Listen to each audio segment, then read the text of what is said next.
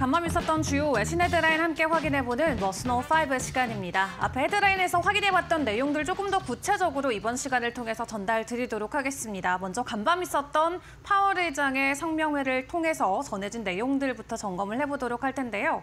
일단 세 번째로 연속으로 기준금리 동결에 나섰습니다. 주요 발언들과 내용들 함께 정리를 해보도록 할 텐데 일단 트럼프 대통령 취임 이후로 열린 모든 FOMC 회의에서 금리 동결 기조가 유지되면서 앞으로 경제 불확실성이 어느 정도로 시장을 뒤흔들지 투자자들은 주목을 하고 있습니다.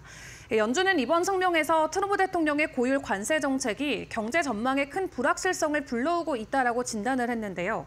특히 실업률과 인플레이션이 동시에 높아질 위험을 언급하면서 연준의 이중 책무인 물가 안정과 최대 고용 사이의 균형이 그 어느 때보다도 어려운 국면에 접어들었음을 시사했습니다. 실제로 제롬 파월 의장은 지난달 시카고에서 열렸던 경제 포럼에서 예상보다 높은 관세가 물가 상승과 성장 둔화라는 상반된 압력을 동시에 가져올 수 있다라고 경고한 바 있었고요. 다만 연준은 여전히 미국 경제 기초 체력에 대해서 낙관적인 시각을 유지하는 모습도 동시에 보여주긴 했습니다. 이 성명서에 따르면 최근 지표는 경제활동의 견조한 확장세를 이어가고 있고 고용시장은 안정적이고 인플레이션은 다소 높은 수준에 정체되어 있다라고 평가를 했는데 이런 인식 속에서 연준은 경제 상황을 면밀히 지켜보면서 추가 리스크가 나타날 경우 정책을 조정할 준비가 되어 있다라고 밝혔습니다. 한마디로 서두르지는 않되 상황 변화에 따라서 유연하게 대응하겠다라는 입장이고요. 이 월가에서도 보수적인 시각은 여전히 이어지곤 있습니다.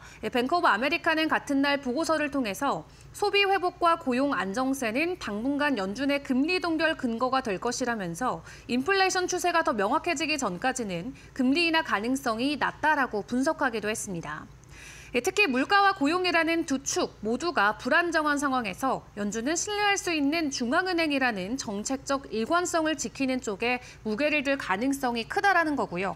그렇기 때문에 향후 발표되는 물가 지표와 고용 지표가 더욱더 중요해질 수밖에 없을 것 같은데 일단 이번 달에도 PPI와 PCE 발표가 있기 때문에 앞으로 연준이 어떤 쪽에 초점을 맞춰줄지 인플레이션 데이터를 통해서 계속해서 확인을 해나가는 게 중요할 것 같습니다. 일단 어느 정도 예상됐던 코멘트들과 내용들이 성명회를 통해서 나왔는데요. 시장에서 더 큰 변수로 작용될 건 사실상 관세와 관련된 부분이 되겠습니다. 트럼프 대통령이 간밤에 다시 한번 중국을 언급하면서 오는 10일에 중국과 만남을 갖긴 하지만 선제적으로 관세 인하를 해주진 않겠다라고 강경한 발언을 예고하면서 글로벌 시장의 긴장감을 높였습니다. 일단 오늘 백악관에서 열렸던 주중 대사 선서식을 통해서 이런 내용들이 전해졌는데요. 중국과 협상하기 위해서 145%의 관세를 철회할 생각은 없다라고 명확히 트럼프 대통령이 선을 그었습니다. 한마디로 미국이 미중 무역 협상에서 먼저 양보하지 않겠다는 뜻으로 해석을 해볼 수가 있겠고요. 오는 10일부터 스위스 제네바에서 미중 고위급 협상이 예정이 돼 있는데 미국 측에서는 스콧 베센트 재무장관과 제이미슨 그리어 무역대표가 그리고 중국 측에서는 허리펑 부총리가 참석할 예정입니다. 트럼프 대통령은 너무 많은 면제 조치를 검토하고 있지 않다라고 현재 상황을 설명하면서 관세 완화에 대한 가능성 자체를 낮게 본다는 의중을 재확인을 하기도 했습니다만 구체적인 내용은 10일에 이 베센트 장관을 통해서 확인을 해봐야 될 것 같고요. 또 트럼프 대통령은 전날 지각을 뒤흔들 발표를 예고한 바가 있었죠. 다만 해당 발표가 무역 이슈는 아니다라고 덧붙이면서 구체적인 내용을 공개하진 않았었는데 오늘 미국의 언론들이 내놓은 발표를 놓고 최종적으로 확인을 해보니까 오는 중동 순방을 트럼프 대통령이 앞두고 페르시아만의 명칭을 아라비아만으로 공식 변경하는 행정명령일 가능성이 크다라는 부분이 많이 있었습니다. 이는 수십 년간 이어진 중동 내부의 민감한 역사나 지정학 분쟁과도 연결된 사안으로 이란의 강한 반발이 예상되는 상황인데요.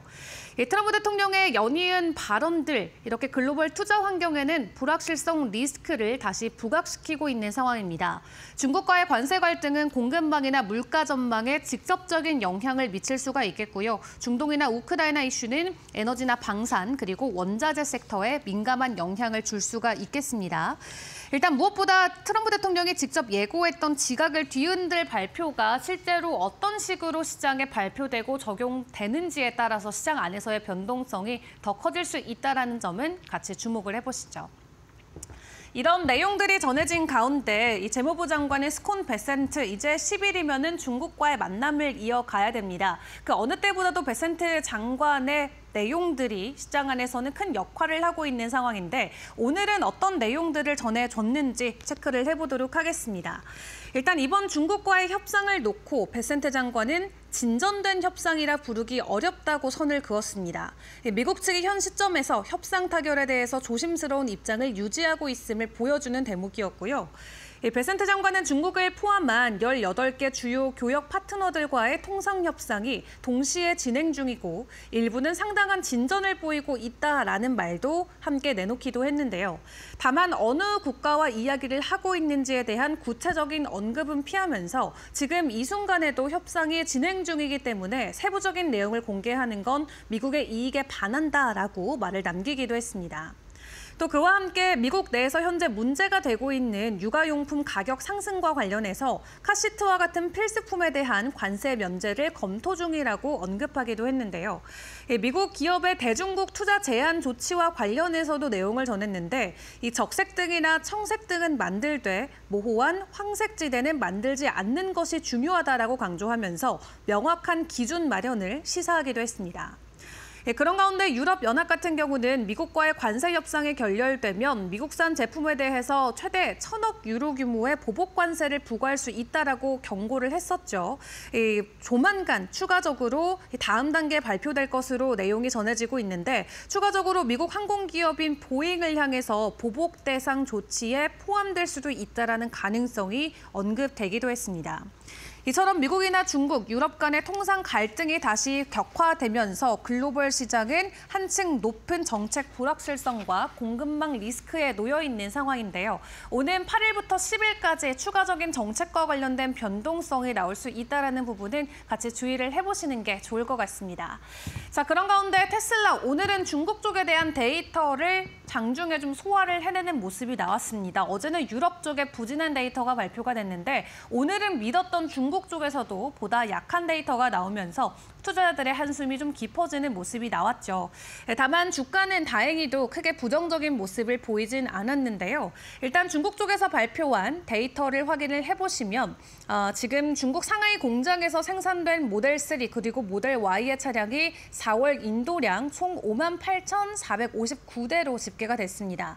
전월 대비는 25.8% 감소한 수치고요. 전년 같은 달보다도 6% 줄어들면서 테슬라의 중국 내 판매량이 7개월 연속 감소세를 기록하게 됐습니다. 중국 같은 경우는 테슬라의 최대 전기차 시장 중 하나로 꼽히고 있는데 비야디를 비롯한 현지 브랜드의 급성장과 가격 경쟁 심화로 인해서 테슬라의 점유율은 지속적으로 잠식당하고 있는 상황이고요. 유럽 시장에서도 테슬라의 부진은 뚜렷하게 드러나고 있는 상황입니다. 독일에서도 4월 판매가 62%, 영국에서는 46% 감소하면서 2년 만에 최저 판매 수준으로 떨어진 상황입니다. 또 미국 또한 분위기는 심상치가 않습니다. 미국 전기차 시장이 올해 1분기 11%나 성장을 했지만 테슬라는 오히려 10% 이상 역성장하는 모습을 보였기 때문인데요.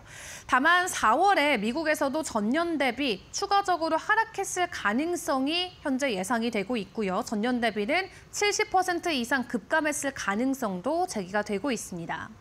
일단 이런 판매 부진을 상쇄하기 위해서 테슬라는 인도나 사우디아라비아 등 신규 시장 개척에 박차를 가하고 있는 모습인데요. 뿐만 아니라 저가형 모델 출시라던가 로보택시와 같은 긍정적인 모멘텀을 안고 추가적인 상승에 대한 기대감을 키워가고는 있습니다. 다만 시장의 압박이 점점 거세지고 있다는 부분에서 테슬라의 주가 추이는 계속해서 지켜보는 게 좋으실 것 같은데요. 지난달에 열렸던 상하이 모터쇼에서 여러 가지 크로스오버 모델이 등장하면서 중국은 물론이고 글로벌 시장에서의 경쟁력이 지속적으로 강화되고 있다는 부분을 재차 확인했기 때문입니다.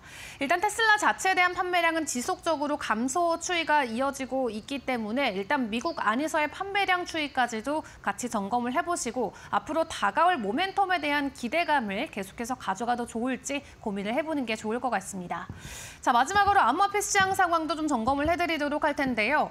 베센트 장관이 미국이 디지털 자산 최고 중심지가 돼야 된다라는 발언을 직접적으로 내놓으면서 여전히 암호화폐에 대한 뜨거운 관심을 재차 강조했습니다.